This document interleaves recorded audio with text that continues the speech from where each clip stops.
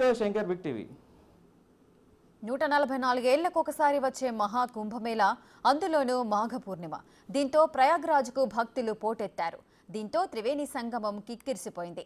ఘాట్ల వద్ద జనం తాకిడి విపరీతంగా పెరిగింది. ఈ ఒక్కరోజే 1 కోటి మందికి పైగా పుణ్యస్నానాలు ఆచరించారు భక్తులు.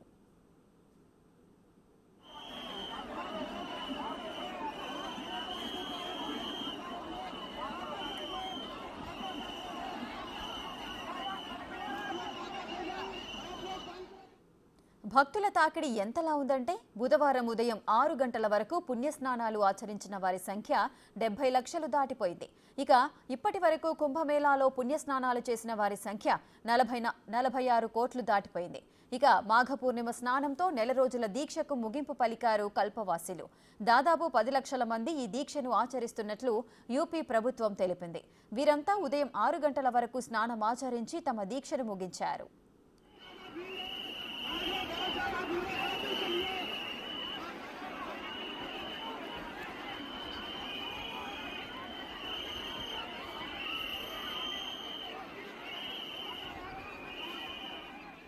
మాఘ పూర్ణిమ సందర్భంగా స్నానమాచరించడానికి వచ్చిన భక్తులపై పూలవర్షం కురిపించింది యూపీ సర్కార్. ప్రత్యేక హెలికాప్టర్ భక్తులపై పూలవర్షం కురిపించింది.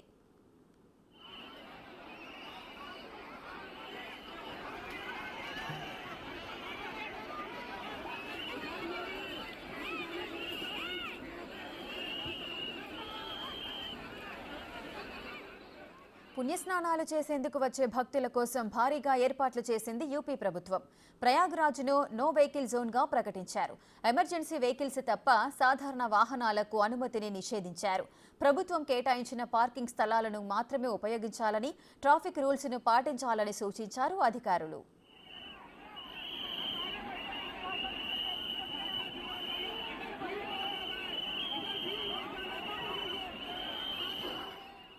ఇక పరిస్థితిని ఎప్పటికప్పుడు స్వయంగా సమీక్షించారు యూపీ సీఎం యోగి ఆదిత్యనాథ్. తన కార్యాలయం నుంచే ఎప్పటికప్పుడు పరిస్థితిని సమీక్షించారు. అధికారులు కూడా గత అనుభవాలను దృష్టిలో ఉంచుకొని చర్యలు తీసుకుంటున్నట్లు తెలిపారు. అయితే ప్రయాగ్రాజ్లో కొన్ని చోట్ల ఎక్కువ ధరలకు వస్తువులు అమ్ముతున్నట్టు ఆరోపణలు రావడంతో అధికారులు వ్యాపారస్తులకు వార్నింగ్ ఇచ్చారు. అలాంటి వారిపై చట్టపరమైన చర్యలు తీసుకుంటామని తెలిపారు. ఓవరాల్గా చూస్తే మాఘ పూర్ణిమ ప్రత్యేక పుణ్యస్నానాలు విజయవంతంగా ముగిసినట్టే అని చెప్పాలి.